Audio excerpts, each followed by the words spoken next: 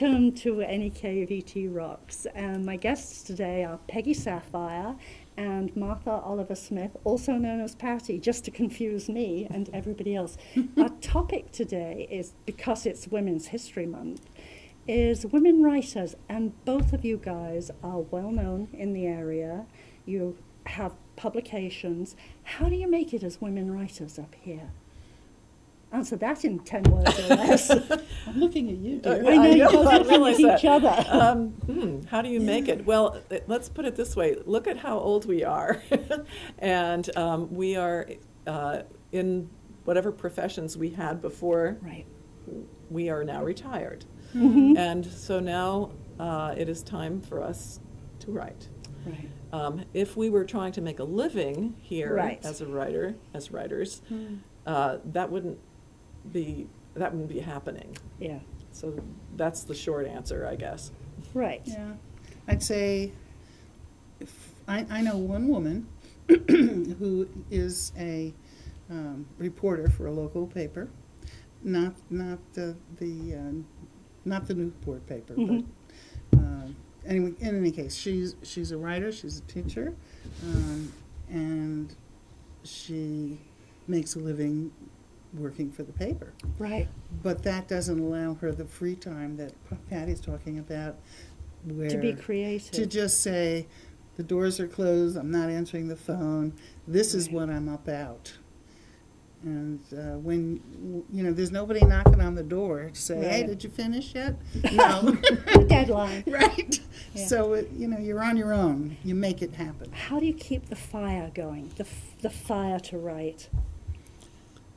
That's a good question. It's a great question. Well, You go. the coals were burning, or the embers were burning for many, many years when I was working, raising children and doing all that. And so I had in mind that when I had the time, I would be writing this book, and maybe more books. And I have to say that I feel very compelled to finish the projects that I've worked on, because time is short, and that's really the kind of, even when I'm feeling really, what's the word I want? I feel a lot of times that I get into obstructing myself and distracting myself, Yeah. making excuses for not writing. There's always that little voice saying, you need to get back to what you Yeah. really intend to do and what Right. you've been intending to do all these years. And Right. so that keeps me going. It's basically beating myself up. Yeah. So, You crack your own whip. oh yes. How about you, It Peggy? has to be very similarly. And I should mention, too, that when Patty and I met and discovered that we were both writers, and by the way, that is something for a woman to stand and say, I'm a writer. Right. But people, because you're always being, well, hi, and what do you do? Well, I can't name it. I'm not the principal of anything. I'm not the Right. owner of a store or anything Mhm. like that, but I am a writer. That's big. It takes guts to say that, though. Well, it sets up an expectation, I Yes. suppose. But Patty is really right about how you have to define yourself, because you have the time, we have the time, and we meet, just to bring it to the practical, we meet pretty often to share what we've written, to process what we've come up with. It's very nourishing. And you ask how to keep going? Well, you learn to nourish yourself. Right. And then it becomes, to me, a consciousness. I carry a blank book with me to write things, and and if I don't have the book with me, if I'm still thinking of that thing by the end of the day, then I know it's a keeper. And if you I remember to write exactly. it down. And it's Yeah. it's a rich interior. So you're your own support group. We are, are. actually, yes. That's really cool. Do you That have we- other women in the group? Well, occasionally we do, yes. In fact, we have someone who's a Vermont summer person, and she joins us, and we sometimes the hours go by so quickly. And we do different kinds of things where we actually do writing as we're working together. Right. Peggy and I sometimes just send each other pieces and then talk about them when we get together. So there are various ways of doing it. Right. And sometimes we do prompts that are, just pulled out of the sky, and other times, we are more focused on things that we want to be working on. So that's been really helpful, and just sort of brings me back to the idea about women writers, which is, I think, it's a different dynamic from what we think of as, I guess, men writers. I don't know. I mean, writers all have their sort of idiosyncrasies and ways that they approach their writing, but there is a kind of mutual understanding about the ways that we've spent our lives and how we are finally able to do this kind of work. And historically, a lot of women have had to change their names to male names to write, and there are still women doing that, which to me is a little strange. Surprised. Yeah. J.K. Rowling's the Harry Potter person. Yes, true. that's right. Her Nobody knew fiction, adult fiction, is Robert Galbraith. that. Interesting. Why? I didn't keep track Yeah. of that. Yeah. That's interesting. That's Yeah. too bad. Yeah. Yes, It is too but bad. it's sometimes the way that women feel they have to behave to be taken seriously as a writer. Yeah. I did my master's thesis on George Eliot. Right. So, There was another okay. and one. all of Yeah. those Victorian women who Right. had to do that, or they Yes. would never get published. Right. Yeah. And even now, I mean, there are still some obstacles for women authors, and it's just it's becoming less so, but that's been a long road. Yeah. And if we both subscribe to different journals and magazines devoted to poets and writers, for Right. example, or the Writers Chronicle. Right. And there are many publications, more than I ever knew, that are dedicated to women's stories. And so, I certainly focus when I have written something which I believe would be best published in that form, in that forum, in that context. And maybe there is some, I haven't thought about it, but intensively, but maybe there is a bias. I don't know about whether some publisher or editor receives my work and puts it in one pile because I'm a woman, Right. and then there's this other pile of men. I don't know. And to put it crassly, do women writers get paid less than men writers? Because that's certainly That true across the Probably board. is true. Yeah. Probably is true. Although there are some publications who will just say right out, or we pay X amount. We pay $100 for an essay, or Yes. so that's That's clear, regardless. and that's good. It is good. It is Yeah. good. Although the money part of it for us is, I know. It's not even a thought. it's really, Right. that's, yeah. I often think about, wouldn't it be great if I could just write a bestseller? But wouldn't then it be the idea, wonderful? yeah, and but the thing is, to write a bestseller would be so contrary to what I do, Right. just with that in mind. I have a story that I want to tell, or stories that I want to tell, or the Right. poem arrives, and it has Yeah. nothing to do with selling it. That's right. Yeah. Which is a lovely position of Yes. sort of privilege that you can be in that That's position right. at that point. But that was your point when we started off. Yeah. I mean, Right. It's you're free to write who you are. Yeah. How do you define your writing now? How do you define yourself as a writer? Are you a poet? Are you a novelist? Do you even need to label yourself?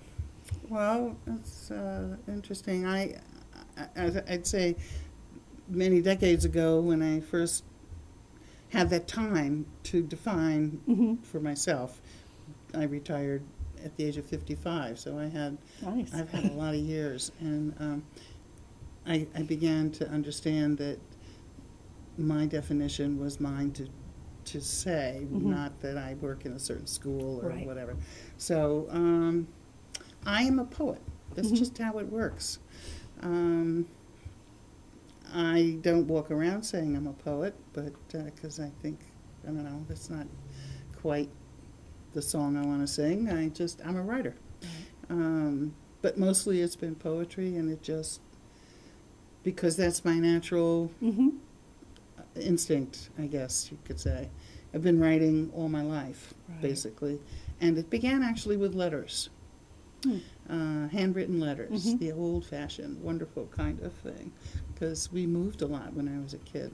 And the only way I could express my very strong emotions about leaving and saying goodbye, and, you know, it wasn't my choice. I was just the kid, and we moved. But it was in letters that I could express. And I think at this point in life, as Patty says, at this age, you know, we have a perspective. Certain things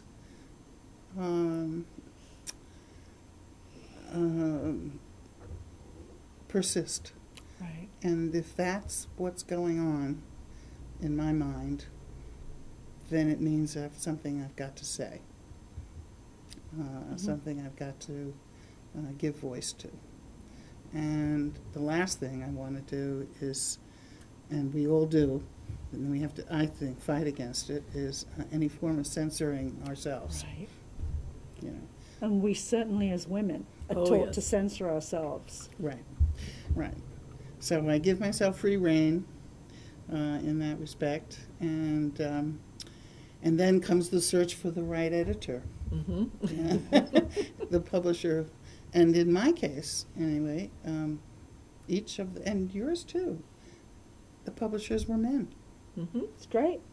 Isn't it? Yeah. It's really remarkable. Yeah. And there are now, in fact, even right here in Vermont, there are some new publishing companies just for women, and I know that from and I'm sort of considering it too when I get to the point in my second book to send it out. But I think, you know, that's a great sign, and it is. I don't think they're just for women, but they are. They welcome. They welcome. That's right. And it's nice to feel welcome. It is.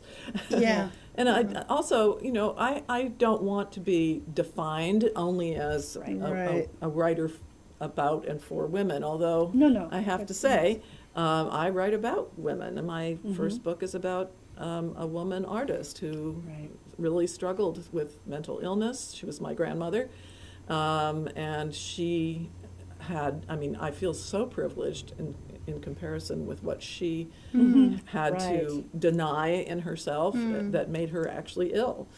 And so generations. My mother was an author, and that's my battle, and my second book is sort of about that. Yeah. So, and that's a story that I continue to discover, although I'm getting close to, you know, the end of it, I think. But, yeah. I was just thinking as you were speaking, I've written and had published 2 poetry books. There's a third, which is a nonfiction anthology. And the thing about it is a topic which is very specific, very particular, having to do with the experience of being an ex-spouse whose ex-spouse has died. That's a certain kind of grief. Yes. A certain very specific kind of grief. I put out a call for submissions through poets and writers, expressing the concept of the book, the collection, and so on. I got responses, mostly women, and the book itself is 19 contributors with maybe 2 men. Yeah. Now, does that mean women, well, they probably are more women survivors than male. That's just the way the mortality works, you know. Yeah. But that there were no or few men who wanted to delve into it. So it became really a woman's book. And yeah, beautiful. I mean, and these are not women who are calling themselves writers. Right. They were brave enough, courageous, to share personally. Yes. Women do that. Yes. Yeah. Women do. Yeah, Yeah. you know. I think the reception has always been here, you know. Mm-hmm. I mean, well, I'll never be a Vermonter, right, because I was born elsewhere. Do I sound like one? Well, and do you hear We're my Brooklyn immigrants to accent? I do Vermont. indeed. Right. I live with Brooklyn. Trust Oh. me, I hear it. Okay, so there you go. But you know, the more you live here and connect, Right. as you obviously have, and women respond, and Yes. maybe through them, their partners or friends or brothers and husbands and fathers and so on, maybe they'll begin to say, maybe I'll pick that book up and take a Yeah. look. Yeah, and then maybe I'll look inside and be willing to share a little more, Exactly. as opposed to the macho, stoic, let's keep trucking on. That's right. Well, you were just talking about the workshop you gave, Patty, Oh, yeah. the poetry workshop. Yes, I had one man in there, which was wonderful. Yep. And I was expecting it to be mostly women, and it was. But at the same time, you know, I was really pleased to see that he was completely involved and Right. engaged. So that was good. To back up just for a second, this is a workshop that you gave for MAC. Yeah. Yes. You've done before, or a variation? I actually, this is the second workshop I've done. The first one I did was based on a photograph that people would bring in and then tell the story of the photograph. And it was great. We had a wonderful time with Yeah. that. You know, and you know, I offered certain techniques to open up the memory and that sort of thing. And then this one was about the power of personal metaphor, where we explored the power of metaphors and how to find the one that works for the story that you want to tell or Yeah. the poem that you want to write. So if people are interested in taking one of your workshops, they could contact MAC and get onto a waiting list and figure out when the next one is? Well, yes, we have to figure that out. I think we're going to just keep trying to offer them at least That would be twice great. a year if possible. Do you ever do workshops, Peggy? I haven't in a while, but yes, I've given them at the Craftsbury Library, and We've it's- talked about doing them together. and Actually, we have, really we cool. have Yeah. plans to Yeah. do stuff. And we will do that. We will, you know. And Yeah. that's such a wonderful way for other people who are tiptoeing around the edge of the I'm a writer pool, That's right. taking that step in. That's right. It's a big step. It's a Yeah. huge step. It is. And sharing something you've written with an unappreciative audience is soul destroying, as you I'm sure know. Well, you know, my poems and Patty's, although you're more of a prose Right. writer. Although I occasionally do write a poem, You do. and Yes, you do. and they're provocative and they're evocative. And I tend to write narrative poems also, so they tell a story, and people will say or ask, "Did that really happen?" And I have to, because they're personal. What's the Right. point? You know, that's another thing I've learned. If it isn't digging deep, if it doesn't feel like it was kind of wrenched out of me, then I might as well buy a Hallmark card. That's you're right. You know. Yeah. You're right. Gee, that rhymed nicely. Hey, good. There's a great opening line for something else. So, so the poems are personal and a lot of family history and memory and dreams and Yeah. remembered people and all the rest. And I'll be asked, as you know, that really happened? And I've come up with one wise ass remark. I hope that passes muster.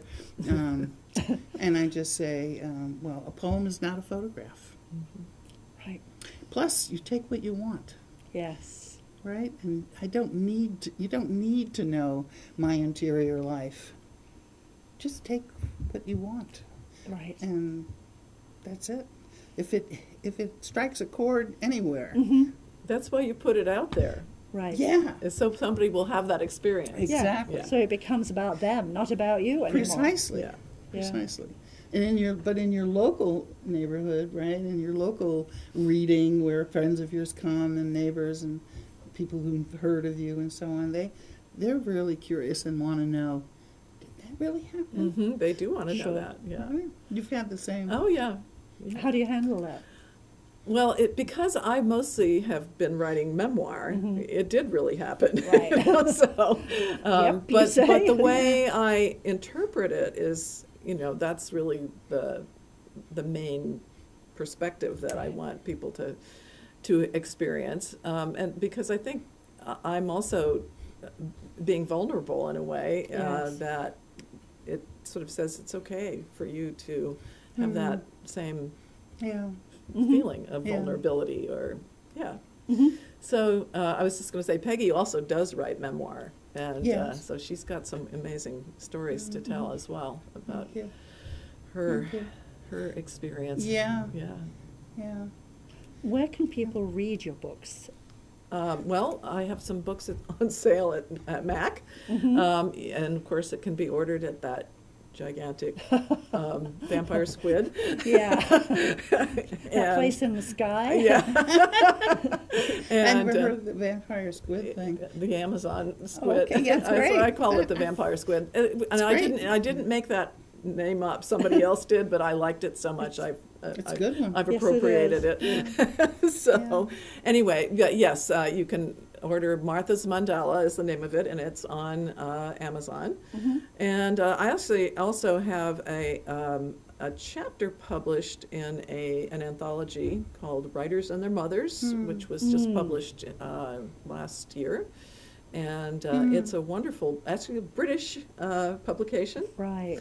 And Is that right? yeah. Yes. And it has, I think Great there- collection. Yeah, it's a wonderful Yeah, I've seen collection. it. So yes, and so that's that little chapter is actually sort of the, it's almost the nugget of the themes of my second book, which is about the struggle of becoming a writer. Yeah. So, and having a mother who was a writer, and Follow so- that. Yes, Right. yes, yeah. Yeah. And talk about women writers. That's another thing that comes through as I'm going through this story, is finding out how she struggled as a writer. And I, of course, never considered that No. as I was growing up. She was just. She was supposed to be a mother. She was, Right. and she, you know, she It came easy, didn't it? yeah. And she, you know, she really. There were times when the parenting thing for her was not there. So, That's an Yeah. interesting point. and this is the thing too. I mean, about women writers is how do you have a family? And you know, and you see writers and their mothers, and you read some of those other stories Right. in there. Oh Yeah. my goodness, Right. it's a fascinating Oh man. Yeah. That's absolutely. dynamic. Yeah. Absolutely. Yep. And how about for you? Well, where do I begin? I've always felt that I had to write. It was necessary. It was like part of my taking care of myself. And I'm also a saver. And so I saved all the snippets, all the pieces of paper, all the, Wow. yeah. All the photos, All all the- the oh, everything. Absolutely. And you moved them wherever you went? Well, different times of my life, different, transitions and transformations and everything in between, having children and moving and divorce and so on. I mean, these events were powerful, obviously.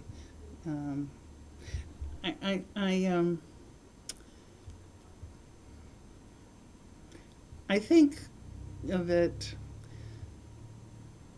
it matters very much to me that we encourage children to write Right. and not to worry about the mechanics. Did I spell it right? Did I, what do you think now that you know, and all the rest? Because writing is the greatest freedom, or painting, or photography. I mean, it's mine to invent and to create, and I think we really need to hear the voices of children. And writing in school situations is often Judgmental. Very judgmental. Did I pass? Did I get a good grade? Did I correct the spelling and all the rest of it? And I remember teaching through a whole language. It was called a whole language, and it was a total release. Don't worry about anything. Just get it out there. And I think that comes sometimes too late in life. Right. You know. Yeah. Where is your work available? My books are Right also, here in your hand. Well, yeah, but my books are also available at NEK Uh-huh. and on Amazon and through me. And the nonfiction anthology also is there. And I was just thinking, it's Routledge.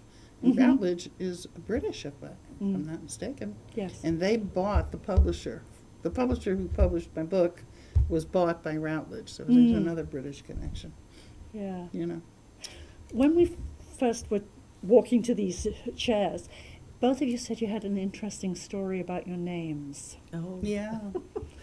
okay. I always like interesting stories. Sure. Right. Well, my name my official formal name is Martha Oliver Smith. The Oliver Smith it's a hyphenated name, and I, because I'm the age I am, there was nobody with a hyphenated name when I was a kid, so I was Should've lived in the constantly UK. explaining it. Well, Right. that's where We my all had hyphenating That's right. names. that's where my father was originally Right. from. So, but the Martha is I come from a long line of Marthas. I think there are like 6 or 7 of them. Wow. And for a time, there were 3 of us alive: my grandmother, my mother, and me. And my nickname is Patty, as was my grandmother's, and my mother was Marnie. So there was just this, this sort of train of Marthas. And when I was writing my first book, it was about my grandmother, and she was a painter of mandalas. The title Right. is Martha's Mandala, and then I realized that it was also my mandala. So Right. my name sort of feeds into that. But my nickname Patty, everybody says, "How did you get Patty from Martha?" And it goes way back to colonial days when people named Martha, like Martha Washington and Martha Right. Jefferson, were also nicknamed Patsy and Patty. And it was like Mary, Polly from Mary. It was Yes. that old-fashioned Yep. little diminutive of Yes. Martha, and That was your story. That's my story. And how about yours? Mine, well, the name Sapphire. Yeah. I'm a first-generation American. My father immigrated here from Germany in the 20s, and his last name was Saperstein. Oh. And he thought, I'm an American now, I'm going to translate. And you translate Saperstein to the English, and you get Sapphire. So that was that. Ah. But I'm not known as Margaret. That is my parents gifted me with 2 names I'm never called. Yes, I understand, You understand that? Yes, There's totally. Margaret and there's Lillian. And each of those women were friends of my parents. And so they named me Margaret Lillian. And there's stories to that too. Of course. But they never called me, as I say, they never called me either. Peggy was the name right off. I changed around. I played around as a young, kid in school. I was Maggie and Margie, different things, but Peggy that's Yeah. it, So I was great. I'm grateful to my dad for having had the inventiveness to do that. He's the only member of his family who translated his name to Sapphire. And we have some famous relatives. I do.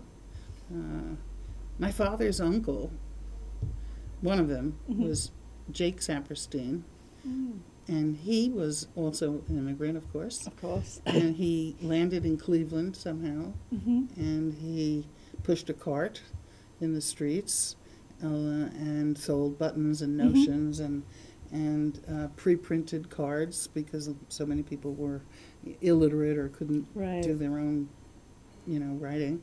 And he decided that he ought to really be selling his own cards. Why should he pay somebody else for their cards? Right. So he went to the bank, borrowed a little bit of money to get into the business, and the bank required that he name the business, of course. And he said, well, okay, how about American greeting cards? Huh. Wow. That's Uncle Jake. From very small stuff. Actually, that's a wonderful story. It is. It's such story. an American story, Oh, isn't yeah. it? Yeah. He wasn't a great guy. I mean, Nice, we don't worry about. no, we don't. We don't do nice. Yeah. And I've written about him. My husband said, "Don't call him Uncle Jake because you probably get sued." So I changed his name. It's true. It is true. And he's no, of course, he's no longer with us in this world. But that's where all my stories. Yeah. It's family stories. It is, isn't it? We both do this, and it's so great because we're from such different families, but we have some of the same issues actually. Absolutely. Yeah, and that's really great how we sort of overlap from our very different roots. It's Absolutely. Great. Yeah. And my mom had her stories. I mean, in fact, my father, who was unfortunately blind toward the end of his life, he asked me to, and he always put things in the reverse, like, if you want, I'll tell you my story. Of course, Dad. Of course, I want to tell you. And so we did that. Welcome to Brooklyn. Right. And my mom, toward the end of her life, she said, I have a story too, And so she dictated to me. These were pre-computer days. Right. And she had a great story. And so that's part of what my work is right now. Very cool. Yeah. We unfortunately are out of time. This goes so fast. It does. Yeah. I would love to do this again and actually have some storytelling. Oh, good. Wouldn't that be fun? Yeah. I think it would be great. So thank you both for coming today. Pam, thank you. And let's do this again. All right. That would be a pleasure. Let us know when you're ready. I will.